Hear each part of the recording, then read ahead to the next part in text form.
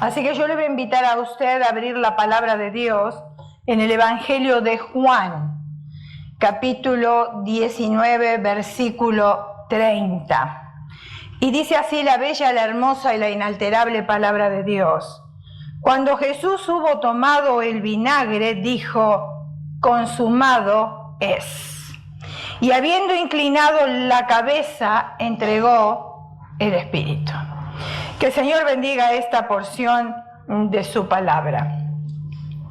En el castellano, o en la lengua que nosotros hablamos, se necesitan dos palabras para decir consumado es.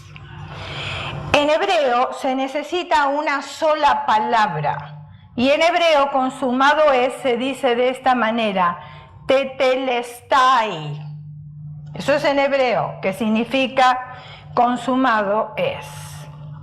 Ahora, los evangelios, si usted prestó atención, prestan una serie de cuadros de la vida de Jesús, los evangelios en sí. Primero, los evangelios nos hablan a nosotros de que una luz llega a Belén, ¿verdad? Y comienza ahí la vida de Jesús, la trayectoria de Jesús. Y los evangelios nos explican que una luz llega a Belén y que desde ahí alumbra al mundo entero.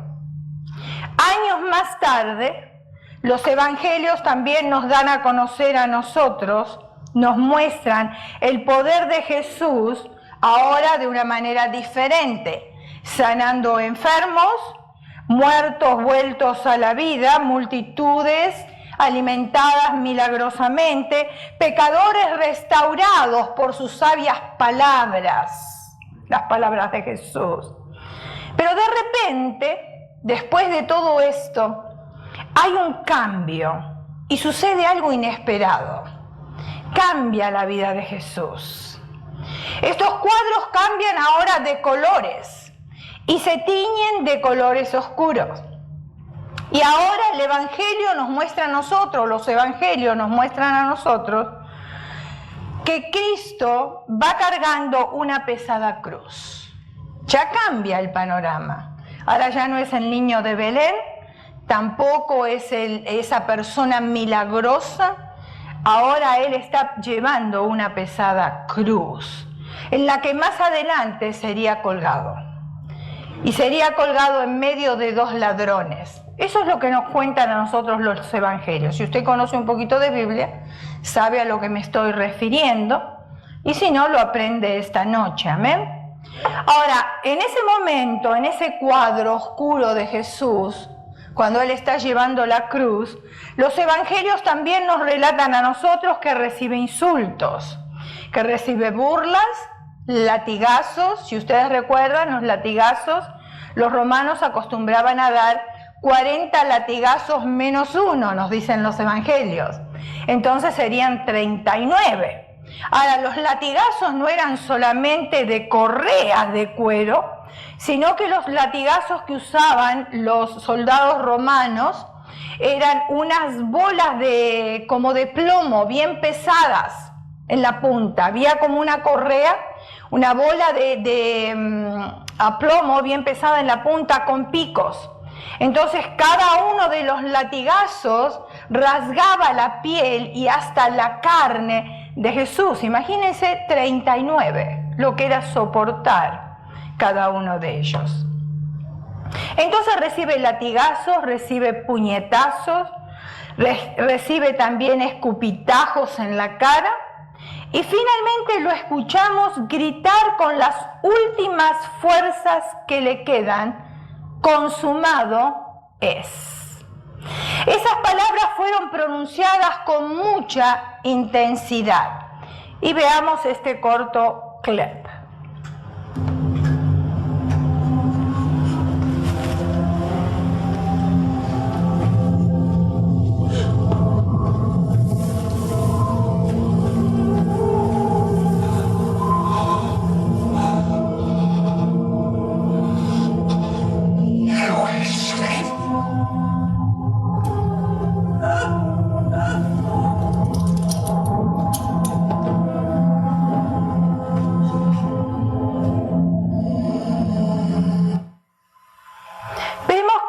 este corto clip estaba escrito: todo es cumplido. Los evangelios nos dicen a nosotros: consumado es, que vendría a ser lo mismo, ya todo fue cumplido. Ahora, se trata de dos palabras que tuvieron significados diferentes, pero al mismo tiempo sus significados eran interesantes. Consumado es. Para sus discípulos fueron palabras de derrota. Ustedes recuerdan al discípulo amado, Juan, el que estaba siempre con Jesús, el que sabía reposar su cabeza sobre el pecho de Jesús. No faltó tampoco ahí en la cruz, ahí estaba a los pies de la cruz.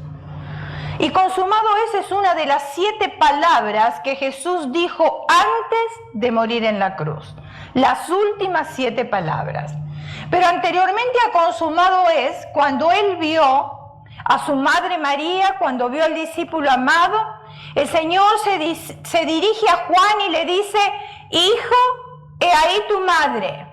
Y cuando se refiere a María, ahora no le dice madre, le dice mujer, he ahí tu hijo. Y a veces nos preguntamos qué pasó, ¿por qué no la llamó madre? Si habían tenido una buena relación en la tierra, y me imagino que siempre la llamaría madre, viviendo con ella en la casa. ¿Por qué la llamaba mujer? ¿Acaso Jesús lo hizo con un tono de desprecio? No, no es así. La relación de Jesús con María ahora cambiaría de una manera diferente. María necesitaba la salvación y por eso la deja a cuidado de Juan. Y le dice: hijo, he ahí tu madre, madre, he ahí tu hijo. Ya cambiaba esa relación de madre a hijo. ¿Por qué? Porque María también necesitaría la salvación de su alma. El discípulo amado Juan estaba presente en la cruz. Pero la idea del Cristo muerto en manos de sus enemigos para Juan era totalmente en contra de todas sus expectativas.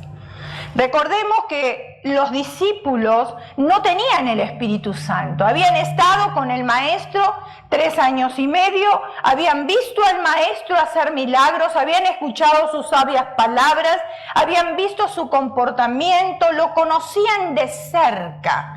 Pero el Señor muchas veces le hablaba en parábolas y ellos no podían entender, les costaba entender.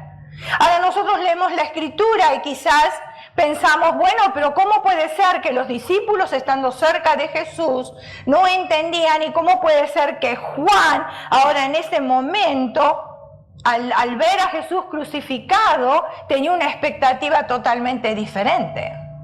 Bueno, porque ellos no tenían el Espíritu Santo que moraba en ellos, que les redarguía como nos redarguye a nosotros, como nos ministra y nos enseña. Acuérdense que Jesús después dijo: no los dejaré huérfanos y os mandaré un consolador. Ustedes recuerdan esa parte que nos relatan los evangelios. Ahora, no solamente esto fue algo insólito para Juan. Yo me imagino a Pedro, el impulsivo Pedro. Pedro, ¿qué hizo? Cortó la oreja del soldado del sumo sacerdote. Pedro, que cuando Jesús se manifestó, se transfiguró, Pedro le dice: Señor, hagamos 3 enramadas y quedémonos aquí, que esto no te acontezca. Pedro no quería que Jesús fuera a la cruz. Unos momentos antes de todos estos acontecimientos, el Señor le dice a Pedro: Pedro, ¿me amas? Y aún más, el Señor le dice a Pedro: tú me negarás 3 veces. Y eso fue lo que sucedió. Ese era el Pedro. Pedro. Me imagino que Pedro, asombrado, estaría diciendo: ¿y todo esto sucedió? ¿Eso es todo lo que ganamos con todo lo que nosotros hemos hecho? ¿Hemos dejado nuestros hogares, hemos dejado nuestros trabajos solo para esto, para terminar de esta manera? ¿Que el Maestro muera en la cruz y acá se acabó todo el sacrificio que nosotros hicimos? Y me imagino que Pedro habrá dicho también: creo que hubiese sido mejor haberme quedado pescando.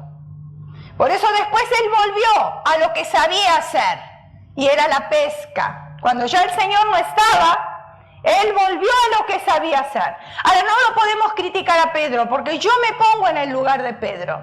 Y yo quizás hubiese hecho exactamente lo mismo que hizo él. Lucas capítulo 24, versículo del 13 al 21 nos dice de esta manera: y he aquí, 2 de ellos iban el mismo día a una aldea llamada Emaús, que estaba a 70 estadios de Jerusalén, e iban hablando entre sí de todas aquellas cosas que habían acontecido. Sucedió que mientras hablaban y discutían entre sí, Jesús mismo se acercó y caminaba con ellos. Mas los ojos de ellos estaban velados para que no le conociesen. Y les dijo: ¿qué pláticas son estas que tenéis entre vosotros mientras camináis? ¿Y por qué estáis tristes? Versículo 18. Respondiendo uno de ellos, que se llamaba Cleofas, le dijo: ¿eres tú el único forastero en Jerusalén que no ha sabido las cosas en que ellas han acontecido en estos días? Figúrense en que ni siquiera lo habían reconocido. Jesús había resucitado, había caminado entre ellos y ellos ni siquiera lo habían reconocido. ¡Qué tremendo!, ¿no? ¡Qué barbaridad! Versículo 19. Entonces él les dijo: ¿qué cosas?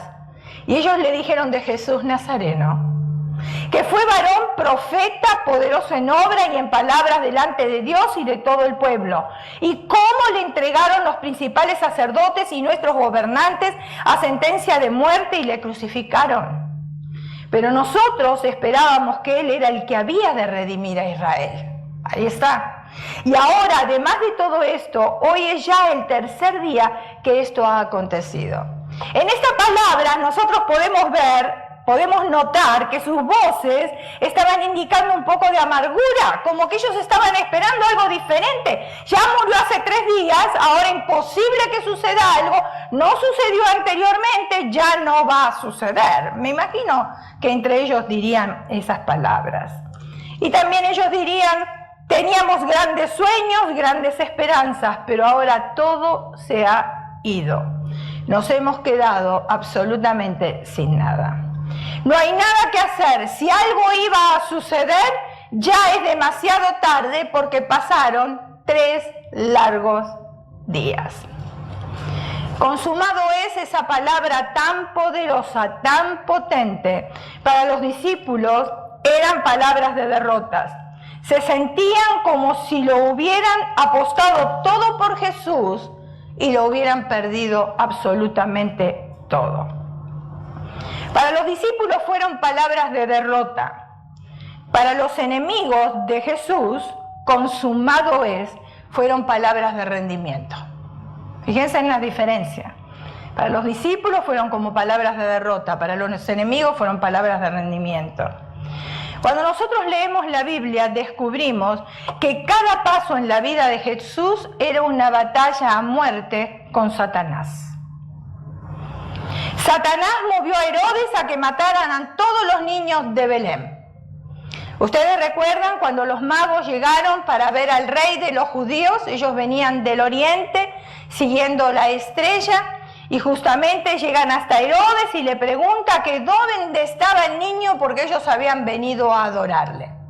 Cuando Herodes escuchó lo que los magos traían, entonces le dijo: bueno, ustedes vayan, adórenle y después vuelvan y me dicen a mí dónde está porque yo quiero ir y adorarle. Mentira. Lo que él quería era matarlo y entonces levanta un edicto para matar a todos los bebés que habían nacido en ese tiempo allá en Jerusalén, en Belén. Increíble que el espíritu de Herodes todavía sigue vigente en estos días, porque vemos cuántos niños hoy son muertos, muchas veces son entregados como tratas de blanca, otras veces los usan para órganos, traficar órganos, abusos que hay entre los niños, etcétera, etcétera. Todavía sigue vigente ese espíritu de Herodes para destruir a los niños. Satanás después, más adelante, nos cuentan a nosotros los evangelios de que Satanás tienta personalmente a Cristo en el desierto. ¿Ustedes se acuerdan cuando el Señor Jesús estuvo 40 días, 40 noches, no comió, no durmió, etcétera, etcétera? Él estaba cansado. Y entonces lo reta el Señor que se tire del pináculo del templo. ¿Para qué? Otra vez para matarlo, para morir. Para eso quería que se tirara del pináculo del templo. Pero el Señor, creo que Satanás se olvidó un detalle, ¿no? La sabiduría de Dios, la omnisciencia del Señor. Y le dijo, escrito está. El Señor a sus ángeles mandará, ¿no? Acerca de mí. Dios mandará a sus ángeles acerca de mí para que me sostengan. Luego, también nos relatan los evangelios que Satanás engañó a Pedro. ¿Cuándo? Para que convenciera a Jesús de que no muriera en la cruz. Por eso quería hacer las enramadas y quedarse ahí, porque estaba muy bien, y el mismo Señor Jesús le dijo, sal de mí, Satanás. Finalmente vemos que Satanás entró en Judas Iscariote para traicionar y vender a Jesús por 30 monedas de plata. Cuando él estaba en el huerto de Getsemaní, Jesús dice que él estaba orando, que sus gotas del sudor eran gotas de sangre. Y entran todos estos soldados con palos y el mismo Señor le dice, ¿a quién buscáis? Dice, a Jesús Nazareno, soy yo. Dice, ¿por qué venís ahora a buscarme con palos cuando yo me movía entre medio de ustedes y nunca hicieron nada? Entonces Judas, para darle a entender a los soldados, se acerca a Jesús y le da un beso. Y entonces Jesús le contesta, con un beso has traicionado al Maestro. ¿Cuándo entró Satanás en Judas? Ustedes recuerdan que fue en la última cena que el Señor tuvo con sus discípulos, porque Él era el tesorero. Pero en ese momento, cuando el Señor Jesús dijo, uno de ustedes me va a traicionar, entre ellos se preguntaban quién era. Y el Señor Jesús contesta, el que pone la mano en el plato conmigo, ese es. Y Satanás entró en Judas y ahí se manifestó el espíritu del enemigo tratando de vencer al Señor Jesús. Además, los constantes rechazos de la misma gente en la que hizo milagros. Ustedes recuerdan en la entrada triunfal, y eso lo vamos a estar viendo el domingo, la entrada triunfal de Jesús a Jerusalén. La gente gritaba, Hosana, Hosana, ahí viene el Hijo de David. Y unos días después gritaban, crucifícale, crucifícale. Aquella gente que había recibido milagros del Señor Jesús, ahora estaba gritando, crucifícale. La Escritura nos declara lo que la cruz representó para los enemigos de Jesús. 1 Corintios capítulo 2, versículos 7 y 8. Mas hablamos sabiduría de Dios en misterio, la sabiduría oculta, la cual Dios predestinó antes de los siglos para nuestra gloria, la que ninguno de los príncipes de este siglo conoció, porque si la hubieran conocido, nunca habrían crucificado al Señor de gloria. Satanás saboreó su triunfo cuando Cristo murió en la cruz y creyó haber destruido el plan de Dios para salvar a los hombres. La traición de los judíos envió a Cristo a la cruz. Los soldados romanos lo clavaron a Jesús en la cruz. Pero el que tomó todo el crédito por la muerte de Jesús fue el diablo, el mismo diablo. Literalmente se está cumpliendo la antigua escritura o profecía que está en Génesis capítulo 3 versículo 15. Y pondré enemistad entre ti y la mujer, y entre tu simiente y la simiente suya. Esta te herirá en la cabeza y tú le herirás en el calcañar.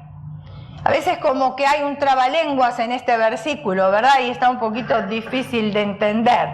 Pero yo se los voy a explicar así de una forma concisa y rápida para que usted pueda entender mejor lo que quiere decir esta cita. En este versículo Dios prometió que Cristo nacería de una mujer. ¿Estamos de acuerdo hasta ahí? Muy bien. Y que sería herido mediante su crucifixión, pero que resucitaría de los muertos para destruir del todo a Satanás, al pecado y a la muerte. ¿O dónde está muerte tu aguijón o sepulcro tu victoria que no has podido contener al Rey de Gloria? Ni siquiera la muerte pudo contener a Jesús. Cuando Jesús gritó que todo estaba consumado, queriendo decir que cualquier otro sacrificio era en vano, Satanás estaba convencido de que había sido el triunfador. Pensó que había derrotado a Jesús. Pero esa supuesta victoria le duró un par de horas. Su desengaño fue una terrible pesadilla para él. Y gloria a Dios por eso. Eso fue lo que hizo la resurrección de nuestro Señor Jesucristo, ¿verdad? Él no contaba con la resurrección de Jesús. Al verlo muerto en la cruz, dijo, bueno, aquí se acabó todo, ahora yo soy el vencedor y yo voy a estar en control de todo. Pero él, lejos remotamente de pensar de que Jesús iba a resucitar al tercer día y le iba a dar a él en la cabeza. Consumado es. Para el Dios, el Padre, fueron palabras de cumplimiento. Fíjense en la diferencia. Para los discípulos fueron palabras de derrota, para los enemigos fueron palabras de rendimiento, pero para el Padre fueron palabras de cumplimiento. Juan capítulo 19, versículos 23 y 24. Dice, cuando los soldados hubieron crucificado a Jesús, tomaron sus vestidos e hicieron 4 partes, una para cada soldado. Tomaron también su túnica, la cual era sin costura, de un solo tejido de arriba abajo. Entonces dijeron entre sí, si no la partamos y no echemos suerte sobre ella, a ver de quién será. Esto fue para que se cumpliese la escritura que dice, repartieron entre sí mis vestidos y sobre mi ropa echaron suerte, y así lo hicieron los soldados. Juan capítulo 19, versículo 28. Después de esto, sabiendo Jesús que ya todo estaba consumado, dijo para que la escritura se cumpliese, tengo sed. Juan 19:36, porque estas cosas sucedieron para que se cumpliese la escritura, no será quebrado hueso suyo. O sea que en la muerte de Jesús todas las profecías se fueron cumpliendo. Y lo vemos, cómo la escritura se fue cumpliendo. Tanto las profecías como la demanda de la ley se había cumplido aquí en la muerte y resurrección de Jesucristo. Ningún hombre pudo cumplir completamente la ley.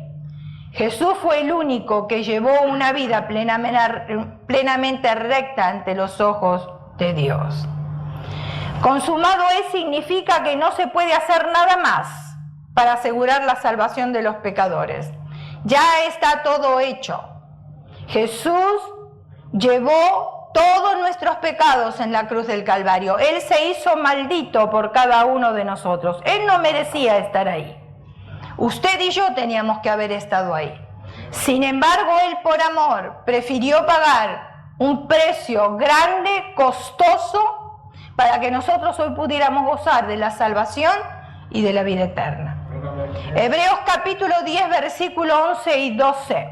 A veces pienso que porque la salvación es gratis, muchos la menosprecian. Todo lo que es gratis se menosprecia. Pero gloria a Dios que no tenemos que pagar por la salvación. Imagínense si tuviéramos que recaudar dinero para ser salvos. Si ahora que no necesitamos hacerlos, tenemos 2 trabajos, a veces 3 trabajos, imagínense si tuviéramos que trabajar para recaudar dinero para pagar nuestra salvación. Estaríamos las 24 horas trabajando. ¿Quién sabe cuánto costaría? ¿Usted pensó cuánto cuesta una pinta de sangre si le tienen que hacer una transfusión en una operación? ¿Usted pensó lo que cuesta? Es carísimo. Imagínense que Cristo derramó toda su sangre en la cruz del Calvario para lavar sus pecados y mis pecados. Fíjense en qué sacrificio tan grande que hizo el Señor Jesús. Y a veces lo menospreciamos. ¿Cómo lo menospreciamos? Cuando no le damos importancia a las cosas espirituales, cuando le damos vuelta a la espalda a Dios, cuando no nos interesa del Señor y queremos hacer las cosas a nuestra voluntad. Menospreciamos realmente la salvación del Señor. Hebreos capítulo 10, versículo 11 y 12. Y ciertamente todo sacerdote está día tras día ministrando y ofreciendo muchas veces los mismos sacrificios que nunca pueden quitar los pecados. Ustedes recuerdan el Antiguo Testamento, las personas para limpiar sus pecados tenían que llevar un animal de acuerdo a la posibilidad de cada familia. Algunos llevaban una tórtola, otros llevaban, ¿cómo es? ¿Perdón? Exacto, de acuerdo a lo que ellos podían llevaban, ¿no es cierto? Corderos para ser sacrificados. Ahora, imagínese usted si tendría que venir a la iglesia cada vez para redimir sus pecados con un animalito. ¿Se imagina el olor que habría aquí adentro? Sería horrible estar aquí. Yo ni siquiera me puedo imaginar lo que sería aquel lugar. Matando tantos animales de tantas personas, ¿no? La sangre. Horrible sería eso. Pero sin embargo, miren lo que dice aquí. Pero Cristo, habiendo ofrecido una vez para siempre un solo sacrificio por los pecados, se ha sentado a la diestra de Dios. Se ha sentado a la diestra de Dios. Si usted tiene la seguridad de la salvación, mi hermano, cada vez que se hace una invitación para ser salvo, no pase al frente, porque está crucificando a Cristo de nuevo. Si usted ya es seguro que tiene la salvación de su alma, quédese ahí tranquilito. Si usted no está seguro, entonces sí pase al frente para aceptar a Jesucristo como su Salvador personal para que sus pecados sean limpiados. Ustedes conocen todos, me imagino, a un pintor llamado Miguel Ángel. ¿Sí lo conocen? Es considerado uno de los más grandes artistas de todos los tiempos. Se dice que cuando este hombre comenzaba una obra, la abandonaba. ¿Por qué la abandonaba? En un arranque de su mal carácter. Tenía mal carácter. Y de repente se ve que se fastidiaba y dejaba la obra inconclusa. Y eso no era una vez, es muchas veces. Dejó más obras inconclusas que las que completó. ¿Qué tal? Fíjense en ustedes cómo somos los humanos. Ahora, en Florencia, Italia, dice que hay una amplia muestra de sus obras que nunca terminó. ¿Qué diferencia con el Señor Jesús? No dejó nada inconcluso. Él dijo, consumado es. Ya nada más había que hacer. Ya estaba todo hecho y el Padre estaba agradado, estaba contento con lo que Jesús había realizado. La pregunta es, ¿qué significan estas dos palabras para los hombres y las mujeres de hoy? ¿Qué significan estas dos palabras para usted y para mí? Consumado es. Para los pecadores son palabras de salvación. No existe ningún pecador, por más vil que sea, que no sea perdonado si viene a Cristo arrepentido. Nosotros teníamos un familiar, y digo teníamos porque ya murió. No puedo decir que pasó a la presencia del Señor, lamentablemente, pero le hemos predicado el Evangelio muchísimas veces. Pero había hecho tantas cosas horribles en su vida que él mismo decía que Dios no lo podía perdonar por los pecados que había hecho. Y esa es una mentira de Satanás, porque Satanás quiere que nosotros nos vayamos al infierno, porque no hay pecado que el Señor no pueda perdonar. Por más vil que sea, el Señor puede y tiene autoridad para perdonar cualquier pecado. Así que no se deje engañar por el enemigo. Cuando hay un pecado en la vida, mejor acercarse al trono de la gracia, arreglar las cuentas con Dios y seguir adelante. ¿Para qué? Para no perder la salvación de nuestras almas y para estar con el Señor para siempre, jamás. Tenemos la oportunidad aquí en la tierra de hacerlo. Porque una vez que uno muere, ya se acabó la oportunidad. No tenemos purgatorio. La Biblia nos habla a nosotros de un cielo y de un infierno, no hay un término medio. ¿Dónde escogemos el cielo y el infierno? Aquí en la tierra mientras estemos vivitos. Una vez que cerramos nuestros ojos para pasar a la eternidad, ya hemos escogido en qué eternidad estar. Si en el cielo o en el infierno. Nosotros escogimos. Yo recuerdo que en una oportunidad me preguntaron a mí, falleció mi tío, ¿por qué no oramos por él? Ya no vale la pena orar. Él ya decidió dónde estar. Tenemos que orar por los vivos, por la familia, para que aprendan, para que ellos experimenten lo que es realmente no tener a Cristo, lo que es tener esperanza con Cristo y dónde nosotros vamos a ir, en qué lugar nosotros vamos a estar. Tenemos que orar por los vivos, no por los muertos, porque lamentablemente ya decidieron ellos dónde estar. Miren lo que dice la Escritura, Mateo 11, 28. Venid a mí todos los que estáis cargados y trabajados, y yo os haré descansar. La Biblia enseña que el hombre sin Cristo está muerto y los muertos no pueden hacer nada para revivir. La muerte de Cristo tiene una razón muy sencilla: nuestros pecados. Hablando de que los muertos no pueden hacer nada para revivir, cuando nosotros nos congregábamos en la primera iglesia, llegó una familia compuesta por 4 personas, el esposo, la esposa y 2 hijos. Y ella enseguida entró en el mover del Espíritu, sabía presentar el Evangelio, el plan de salvación de una manera poderosa, tremendo como lo había aprendido. Era parte del coro, servía en la iglesia, una mujer totalmente activa. Pero un día deciden mudarse y la iglesia ya les quedaba un poco lejos. Pero en vez de buscar una iglesia cerca de la casa, lo que hicieron que se apartaron del Señor. ¿Qué sucede? Muchas veces sucede. Entonces se apartan del Señor y, por supuesto, yo no sé cómo conoció a unos budistas que le predicaron y se convirtió ella al budismo, dejó el Evangelio y se convirtió al budismo. Su esposo contrajo cáncer y cuando falleció, después de un tiempo, en el servicio recordatorio, ella invitó a las amistades.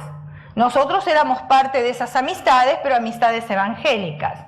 Entonces, cuando llegamos al servicio recordatorio, ahí está el féretro, acá está el grupo de los cristianos y acá está el grupo de los budistas.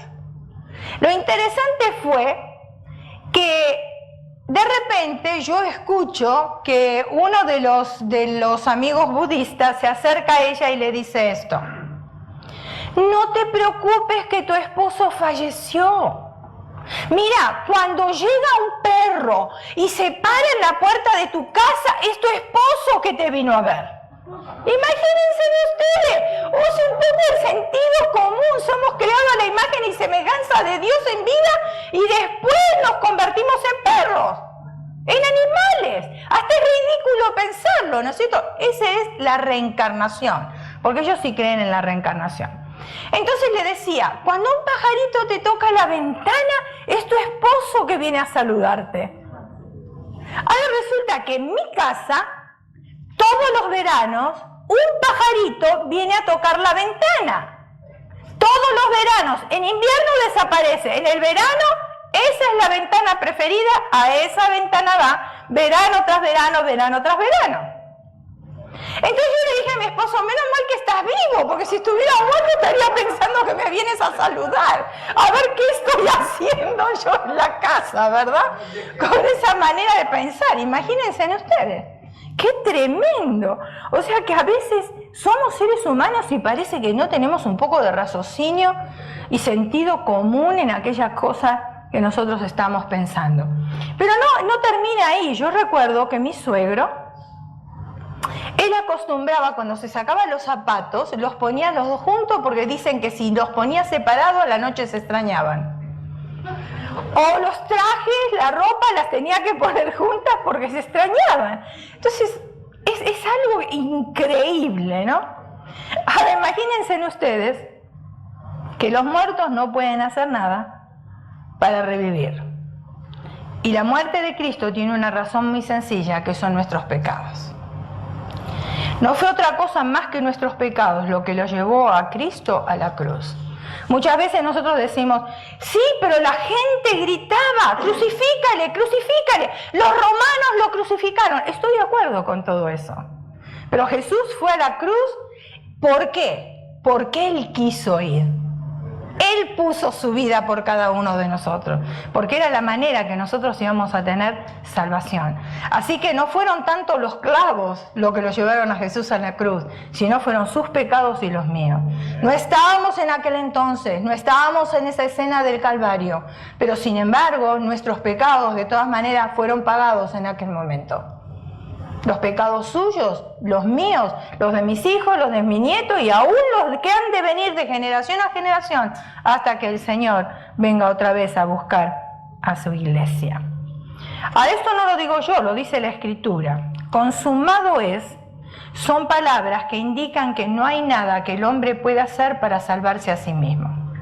No hay absolutamente nada que podamos hacer. Para el creyente en Cristo, ¿qué significan estas palabras consumado es? Y vamos a verlo. Son palabras de seguridad. La Biblia enseña claramente que sin derramamiento de sangre no hay remisión de pecados, ¿verdad? Cristo dijo, mi vida pongo por las ovejas. ¿Quiénes son las ovejas? Nosotros. Vino a morir por su iglesia. ¿Quién es la iglesia? ¿El edificio? ¿Estas paredes? No, somos nosotros. Vino a morir por lo que se había perdido. ¿Quién se había perdido? Usted y yo. Y entonces Él vino y estábamos muertos en nuestros delitos y pecados, dice la Escritura. Y sin embargo Él extendió su mano, nos sacó del pozo cenagoso y nos puso en tierra firme. Nosotros no necesitamos hacer nada. Lo único que hicimos fue recibir nuestra salvación como regalo.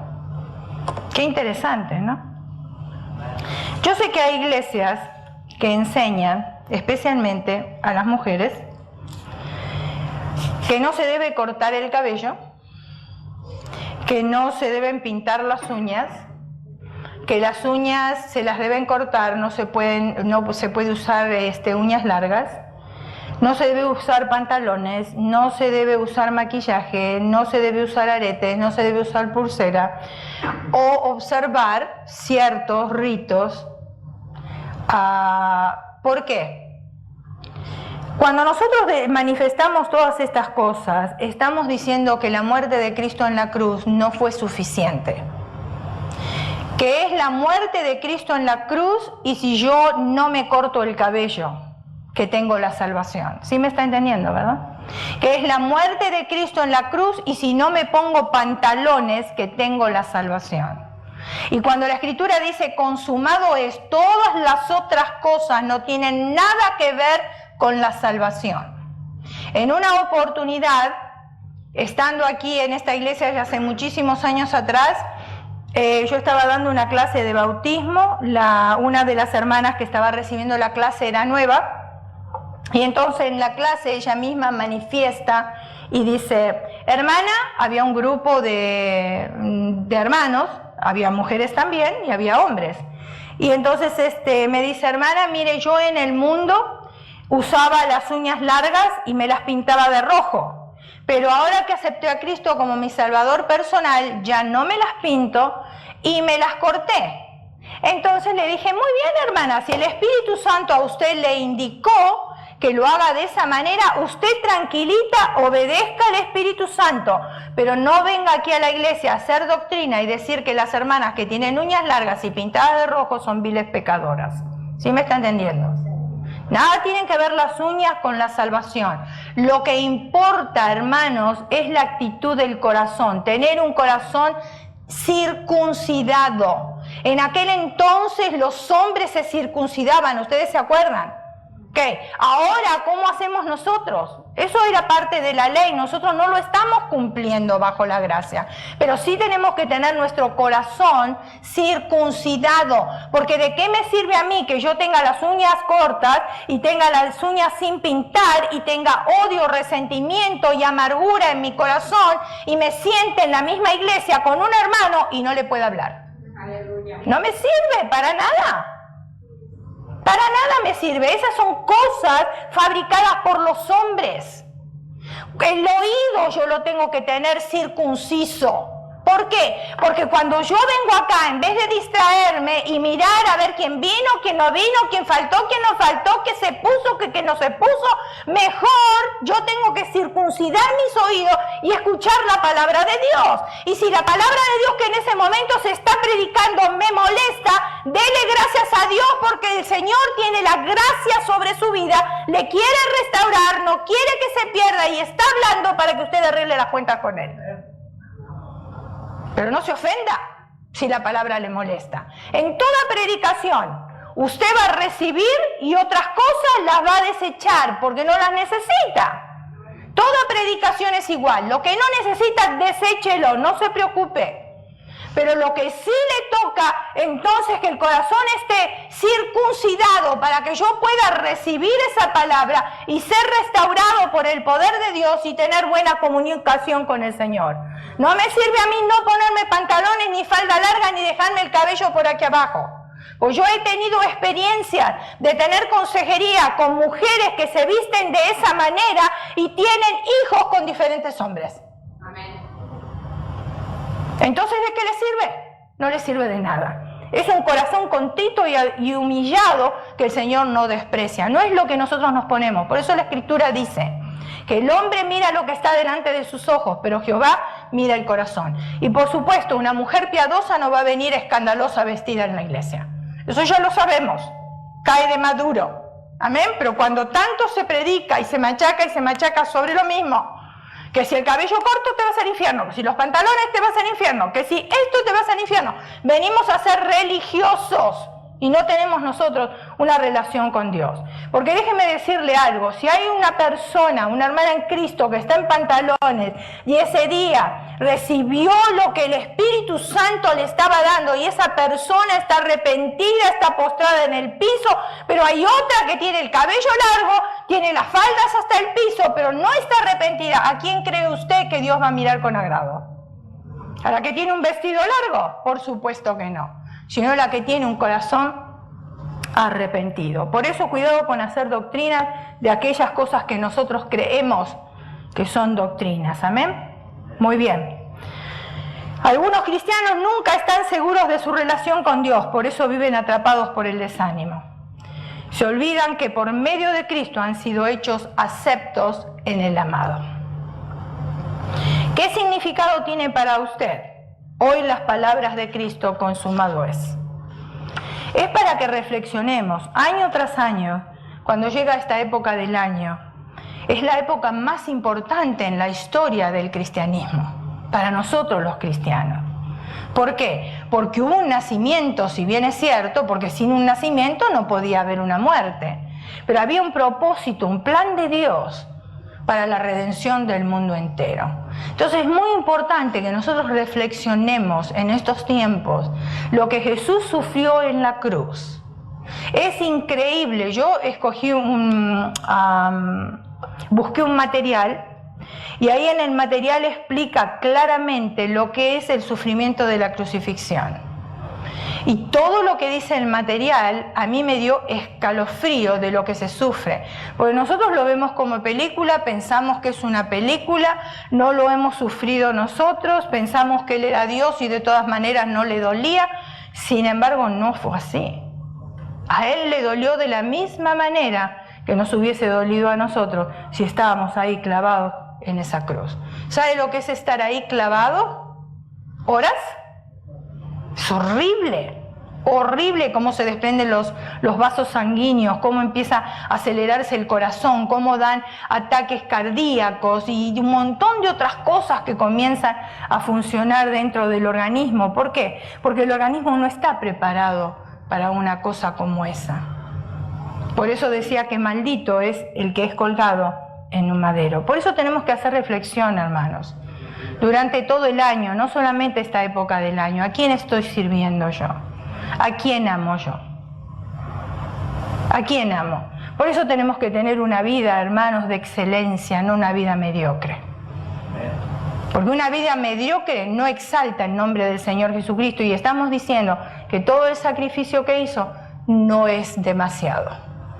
Pero cuando nosotros vivimos una vida de excelencias porque realmente le estamos dando importancia a la magnitud del sacrificio que Cristo hizo en la cruz para limpiar mis pecados. Yo no estoy hablando de los suyos, estoy hablando de los míos. Para perdonar mis pecados. Amén. Mire, si usted está luchando en medio de alguna aflicción, alguna tragedia, algún dolor, algún desánimo, quizás alguna tentación, estas palabras de Jesús son palabras de aliento y de esperanza. Cristo no solo murió para darnos a nosotros vida eterna, sino para los que le pertenecemos a Él, tengamos ánimo de seguir adelante. ¿Cuántas cosas nos suceden en nuestras vidas diariamente? ¿Y cuántas veces quisiéramos abandonar todo, no es verdad? Tirar todo por la borda. Nos molesta el jefe, nos molesta el marido, nos molesta la esposa, nos molestan los hijos, nos molesta el perro, nos molestan las cucarachas, nos molesta todo. Y hay momentos que quisiéramos desaparecer, pero necesitamos cobrar ánimo para poder vivir en un mundo donde hay angustia, aflicción y lleno de imperfecciones. ¿Para qué? Para poder vivir gozosos en medio aún de la tribulación, en medio de las cosas difíciles. Desde el momento que usted decidió aceptar a Cristo como su Salvador personal, el infierno se levantó en contra suya. De la misma manera que el infierno se levantó en contra de Jesucristo y pensó que lo había ganado todo. Pero déjeme darle un secreto, que nosotros tenemos un Dios que es la fuente de la victoria. Y por lo tanto nosotros somos victoriosos. Pero eso está en usted y en mí, de obtener la victoria. De no achicopalarnos, como dicen muchos de ustedes, ¿verdad? ¿Ve? Como estoy aprendiendo a hablar. ¿Amén? ¿Por qué? Porque si nosotros nos achicopalamos no vamos a ganar nada. Pero si cobramos ánimo en el Señor, entonces venimos y enfrentamos al enemigo de nuestras almas en el nombre de Jesús y seguimos adelante en esta carrera cristiana, en esta lucha que nosotros tenemos. Consumado es. Son palabras para seguir firmes en esta carrera cristiana hasta que Cristo venga a buscar a su iglesia. Consumado es. Yo creo que el corazón de Dios en esta noche es el deseo que llevemos grabadas estas dos palabras en nuestro corazón. Que ya no tenemos que hacer ningún tipo de sacrificios, no tenemos que hacer nada, porque Cristo ya lo hizo todo en la cruz del Calvario y Él nos ofreció esa salvación que es totalmente gratis. Lo único que tenemos que hacer es apreciar esa salvación que es gratis. ¿Y cómo la apreciamos? La apreciamos con un buen testimonio, sirviendo al Señor, amando al Señor por sobre todas las cosas, más que nuestra propia vida. Los discípulos dieron su vida por el Maestro. Los primeros cristianos les prendieron fuegos y los usaban como antorcha para iluminar las calles. Nosotros no estamos sufriendo nada de eso, pero parece que siempre leemos el libro de Lamentaciones. El único libro que conocemos de la Biblia, Lamentaciones, porque nos lamentamos todo el tiempo. Y sin embargo no estamos sufriendo, pero ni siquiera un granito de mostaza comparado a lo que sufrieron los primeros cristianos. Si la Biblia un día nos es quitada, ¿qué vamos a hacer? Necesitamos aprender versículos de memoria, porque eso nos da a nosotros ánimo para seguir adelante. Y si un día la Biblia nos es quitada, todos aquellos versículos que sabemos de memoria, ni Satanás los puede venir a quitar. La Escritura dice, cielo y tierra pasarán, mas mi palabra no pasará. Y es lo único que es como espada penetrante de dos filos para nuestras vidas. Cierre sus ojos, incline su rostro y vamos a orar.